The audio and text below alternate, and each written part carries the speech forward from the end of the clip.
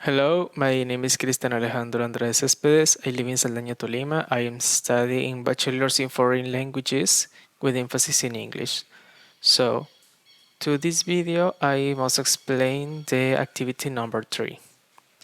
Bueno, vamos entonces a explicar la actividad número 3 con el estudiante 1 correspondiente al problema 6, que es de los panecillos. Nos dice que Pedro, Felipe y Juan son tres amigos dispuestos a salir de excursión. Cuentan para la merienda con un queso y 21 panecillos.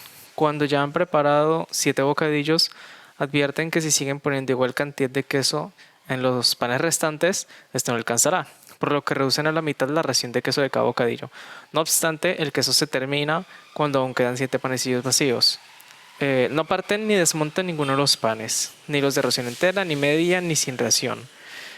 A pesar de lo cual reparten equitativamente la merienda y a cada uno le toca la misma cantidad de panecillos y de quesos. Entonces se nos pregunta, ¿cómo lo hicieron? Vamos a usar el método de Polio, que corresponde o consiste en 4 pasos, que son comprender el problema, diseñar un plan, ejecutar un plan y revisar. Vamos con el paso a paso, que primero es comprender un problema. En este problema es sobre 3 amigos que distribuyeron 21 panecillos y un queso, de forma que todos pudieran comer la misma cantidad de panecillos y de queso. Entonces, ¿qué se pregunta? ¿Cómo consumen la misma cantidad de panecillos y de queso sin tener que partir ningún tipo de panecillo? Ni los completos, ni los medios, ni los sin ración. Entonces, ¿qué datos tenemos? Que hay 3 personas que comieron panecillos y queso, que solo se tenía un queso, que se tenían 21 panecillos, que se prepararon 7 bocadillos con ración de queso completo y que quedan 7 panecillos vacíos cuando se acaba el queso. Entonces vamos a diseñar un plan, el cual corresponde a 4 pasos, que es identificar la cantidad de queso que se usó en cada uno de los 21 panecillos. Debemos encontrar el dato que falta en el texto, el cual corresponde a los panecillos que tienen media ración de queso.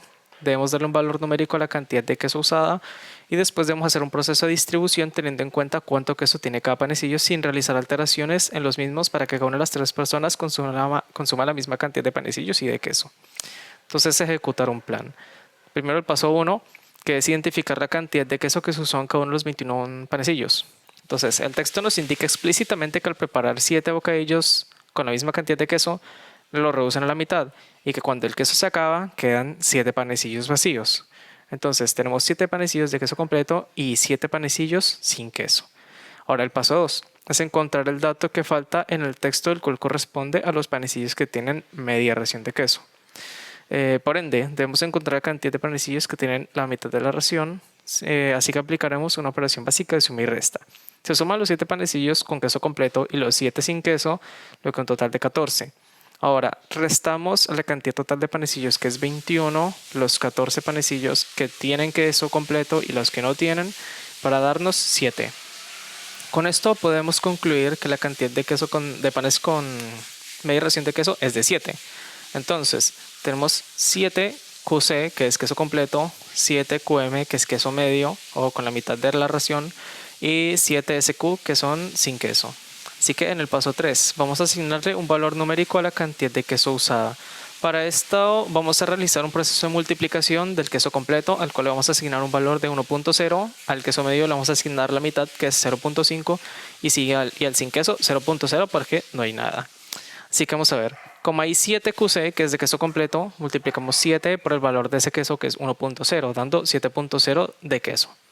El que tiene la mitad es 0.5, entonces mismo proceso, 7 por esta vez 0.5, que es el valor del queso medio, dando 3.5. Y como sin queso no tiene nada, entonces multiplicamos por 0.0, dándonos 0, lo que al sumar nos da 10.5.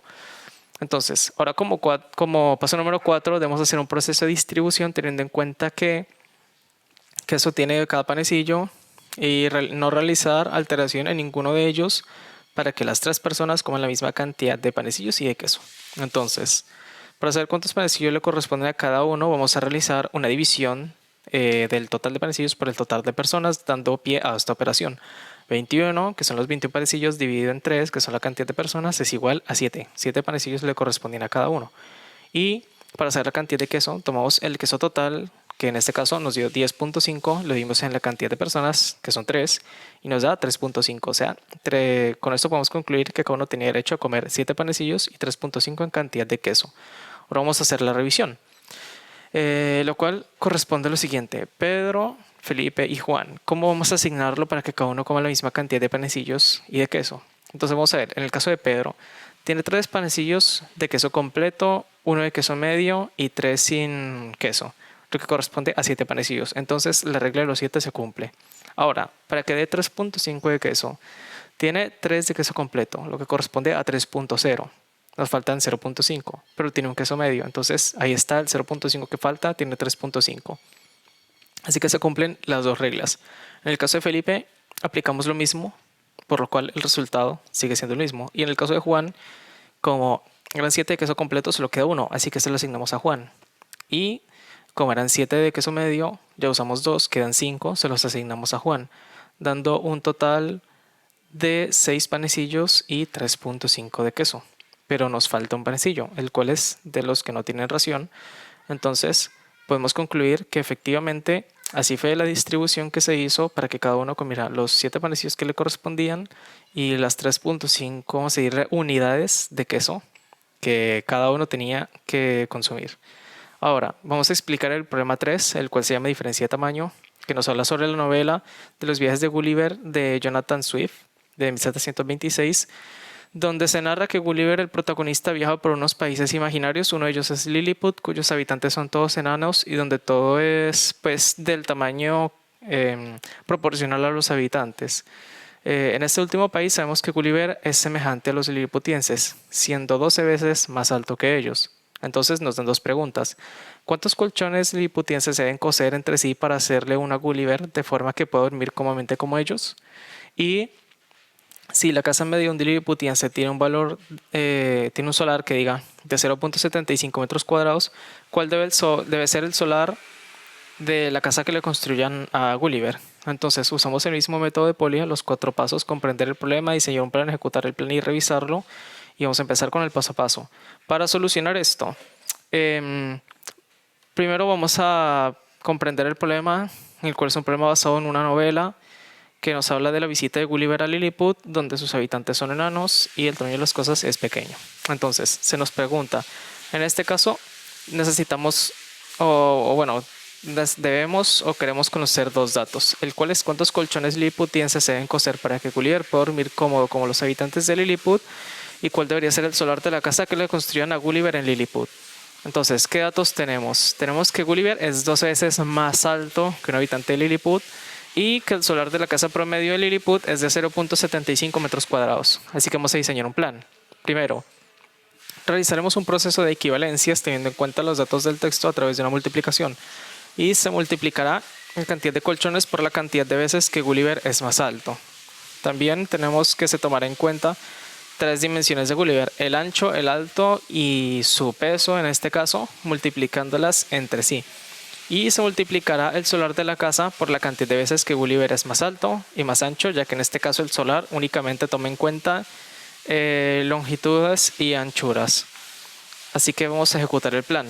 Primero se realiza un proceso de equivalencias teniendo en cuenta los datos del texto a través de la multiplicación. Para esto vamos a tener en cuenta que un colchón de Lilliput es perfectamente usable para un habitante de ese país, es decir, un habitante para dormir cómodo solo necesita un colchón. Gulliver es 12 veces más alto o grande, por decirlo de alguna manera, que un habitante de Lilliput. Y pues el solar de una casa promedio de Lilliput es de 0.75 metros cuadrados, aunque esto por el momento no es tan relevante. Vamos con el paso 2. Se multiplica la cantidad de colchones por la cantidad de veces que Gulliver es más alto. Los colchones necesarios para que un liliputiense duerma cómodo es 1. La cantidad de veces que Gulliver es más alto que un liliputiense son 12. Entonces, multiplicamos esto multiplicamos la cantidad de veces por la cantidad de colchones dándonos 12. Con esto encontramos que se deben coser 12. Sin embargo, si se considera que aparte de la altura también aumenta el ancho y también aumenta el peso, por ende necesita un colchón más ancho y uno más profundo para soportar el peso. De otra manera pareciera o sentiría que está durmiendo en el piso plano. Entonces tenemos 3 dimensiones para calcular, que son el paso 3, tomaremos en cuenta las 3 dimensiones, el ancho, el alto y el peso, multiplicándolas entre sí. Para el ancho entonces necesita 12 colchones, para el alto necesita 12 y para el peso necesita 12, básicamente haciendo capas. Por lo que tendríamos 12 por 12 por 12, que nos daría un equivalente de 1728. lo que significa que se necesita coser 1728 colchones para que Gulliver pueda dormir cómodo. Ahora vamos al paso 4. Se multiplica el solar de la casa por la cantidad de veces que Gulliver es más alto y ancho. Entonces, tenemos que el tamaño del solar de una casa promedio en Lilliput es de 0.75 metros cuadrados. La cantidad de veces que Gulliver es más alto es de 12 y la cantidad de veces que es más ancho es de 12. Entonces, tomamos el ancho y el alto para multiplicarlo entre sí. 12 por 12 nos da un igual de 144.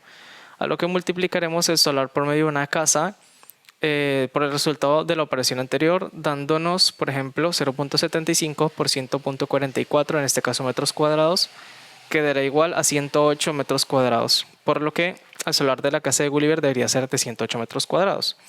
Así que para responder a la pregunta, hay que tener en cuenta que Gulliver, al ser 12 veces más alto, también es 12 veces más ancho y pesa 12 veces más, por lo que necesita un colchón 12 veces más alto, 12 veces más ancho y 12 veces más acolchado, por lo que se necesita coser 1728 colchones para hacerle uno a Gulliver. Y para responder a la pregunta 2, hay que tener en cuenta que el solar no toma en cuenta la altura, por lo que solo toma dos dimensiones, que en este caso formarían una forma cuadrada, siendo así que el solar de la casa debe ser 144 veces más grande, por lo que el solar de la casa se le debe construir a Gulliver corresponde a 108 metros cuadrados, por lo que efectivamente podríamos concluir que los cálculos están bien realizados y la solución a los problemas está correcta.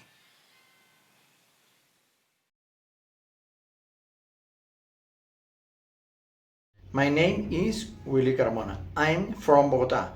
I'm studying to be math teacher. Problema 2. La reina cautiva. Una reina cautiva con su hijo y su hija fueron encerrados en lo alto de una torre. En la parte exterior de la ventana había una polea de la que pendía una soga con una canasta atada en cada extremo, ambas canastas de igual peso. Los cautivos lograron escapar sanos y salvos usando una pesa que había en la habitación. Habría sido peligroso para cualquiera de los tres descender pesando más de 15 kilogramos que el contenido de la canasta inferior, porque habría bajado demasiado rápido y se las ingeniaron para no pesar tampoco menos de esa diferencia de 15 kilogramos. La canasta que bajaba hacía subir naturalmente a la otra. ¿Cómo lo consiguieron? La reina pesaba 75 kilogramos, la hija 45, el hijo 30 kilogramos y la pesa 15 kilogramos. Para resolver el problema usaremos el método de Polya. Es una estrategia, un método usado en matemáticas para la resolución de problemas. Este método de Polya consiste en 4 pasos. El primero es comprender el problema. Una reina cautiva con su hijo y su hija fueron encerrados en lo alto de una torre.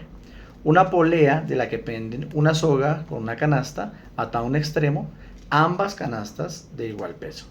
Los cautivos lograron escapar sanos y salvos usando una pesa que había en la habitación. No podían pesar más de 15 kilogramos para descender, ni menos de dicha diferencia. El segundo paso es concebir un plan. Se deben distribuir los 3 pesos, reina, hijo e hija, y además el peso de la pesa entre las 2 canastas para descender sin dificultades. Tercero, ejecutar el plan. Los pesos están asignados de la siguiente manera. La reina pesa 75 kilogramos, la hija 45 kilogramos, el hijo 30 kilogramos y la pesa 15 kilogramos. Para que las canastas tengan y cumplan la condición de no superar ni estar por debajo de 15 kilogramos y no se tenga dificultad en el descenso, se distribuyen garantizando dichas diferencias. Paso 4. Primer descenso.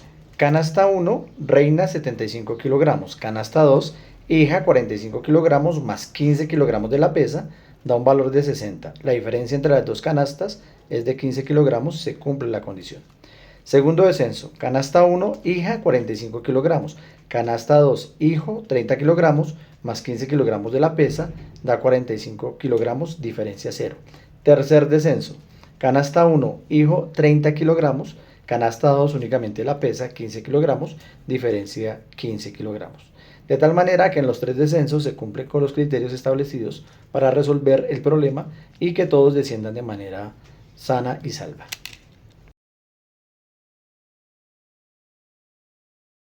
Problema 1. Los pintores. Una cuadrilla de pintores tenía que pintar 2 paredes, una de doble superficie que la otra. Toda la cuadrilla estuvo pintando en la pared grande durante mediodía. Por la tarde, la mitad de la cuadrilla pintó en la pared pequeña y la otra mitad en la grande. Al finalizar el día, solo les quedó un poco por pintar en la pared pequeña, para lo cual fue necesario que pintara un solo pintor al día siguiente completo. ¿Cuántas personas componían la cuadrilla? Nota: la jornada laboral está compuesta por 4 horas antes del mediodía y 4 horas por la tarde. Todos los pintores rinden el mismo trabajo y de forma uniforme.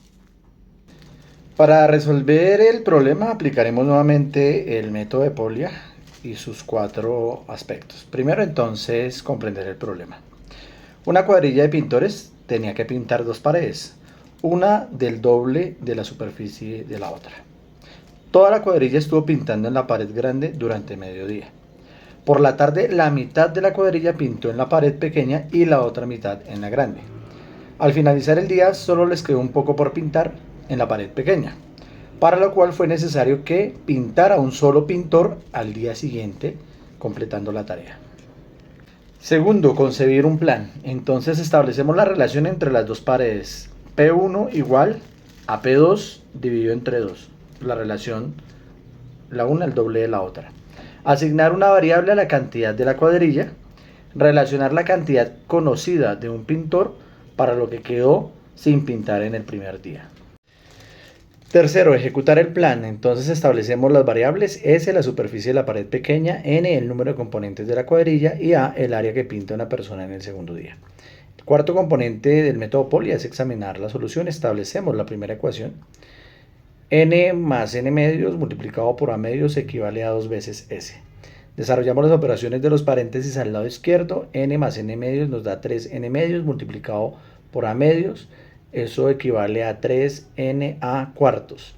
El 2 que está acompañando la S está multiplicando, lo transponemos al otro lado de la igualdad, pasa a dividir y aplicamos la ley de los medios y los extremos, entonces quedando S es igual a 3NA sobre 8.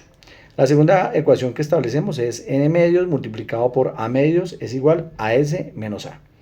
Hacemos las operaciones del lado izquierdo. NA sobre 4.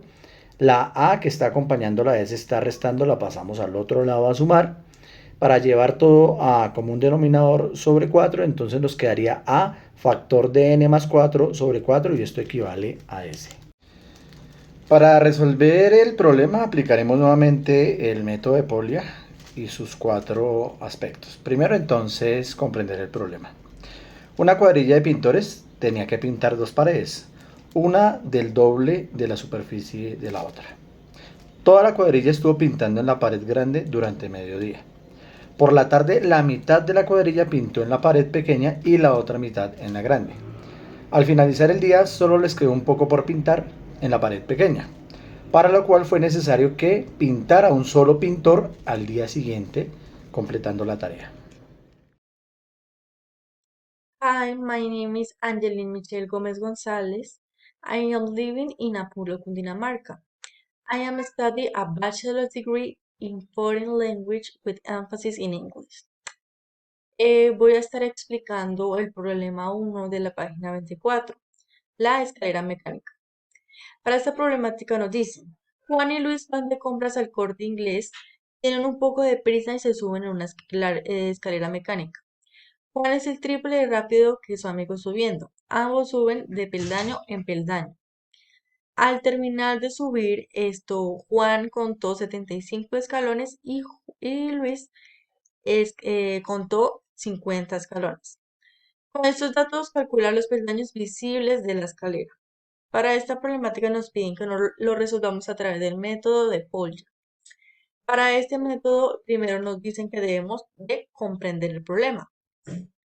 Comprendiendo el problema, entendemos que la problemática nos da que debemos determinar el número de peldaños visibles de las escaleras.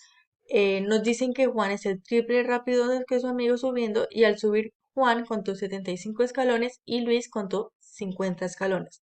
Con esto debemos de calcular los peldaños visibles. Entonces los datos que tenemos son: primero, que Juan es 3 veces más rápido que Luis subiendo por la escalera. Juan contó 75 escalones mientras subía y Luis contó 50 escalones. Este método también nos dice que A continuación, a través de estos datos, debemos de hacer un plan. Para esto vamos a usar unas variables que nos van a ayudar a representar las cantidades y representar mejor la situación. Para eso tenemos v, que es la velocidad de Luis, 3v, que es la velocidad de Juan, que es 100 por 3 porque, porque Juan es más el triple rápido que Luis. Velocidad de la escalera, n, número de peldaños visibles, lo que se quiere hallar, TJ, tiempo de Juan, o sea, en que se tardan de subir las escaleras, TL, tiempo de Luis, tiempo que se tarda en subir las escaleras. Y para esto vamos a realizar dos ecuaciones, las cuales quedarían de la siguiente forma. Para Juan tenemos n, que es el número de escalones, que aquí lo vemos. Va a estar representado por el 3, la velocidad de Juan multiplicado por 3 más el número, la velocidad de la escalera por el tiempo de Juan al subir la escalera.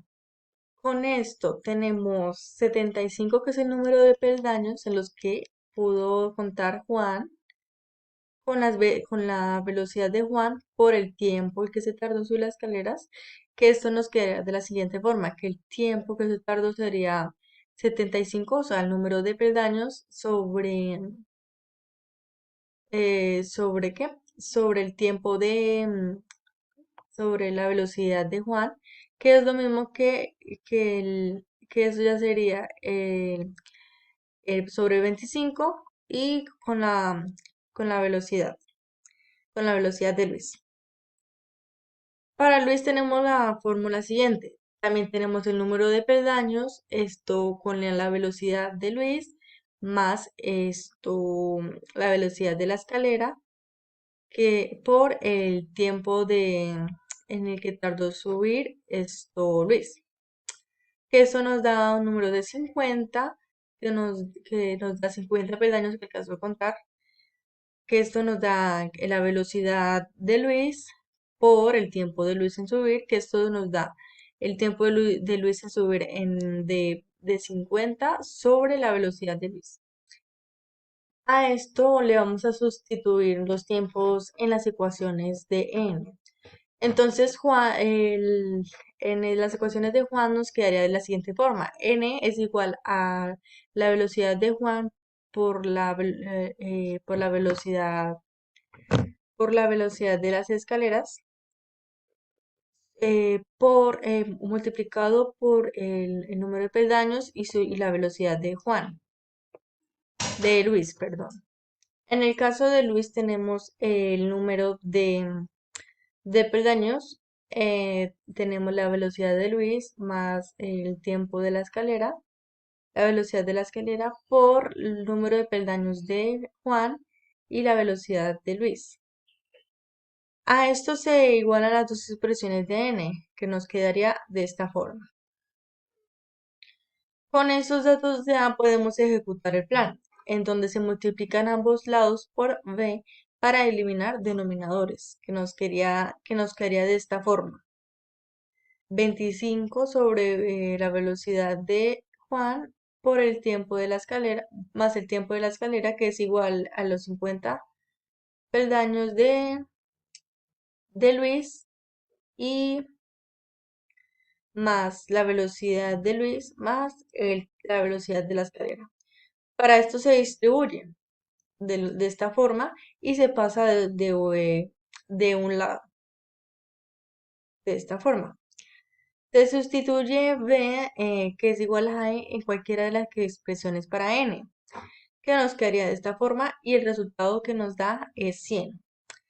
Ya por el paso último y final que nos da el método de Polla, es la revisión y verificación de los resultados. Para estos resultados podemos verificar que el resultado final fue en total de escalones visibles fueron de 100 en proporción a la velocidad de Juan y Luis. Son 100 escalones visibles de la escalera teniendo en cuenta que Juan es 3 veces más rápido que Luis y Juan contó 75 escalones y Luis contó 50. De esta forma tenemos la solución a través del método de Polla.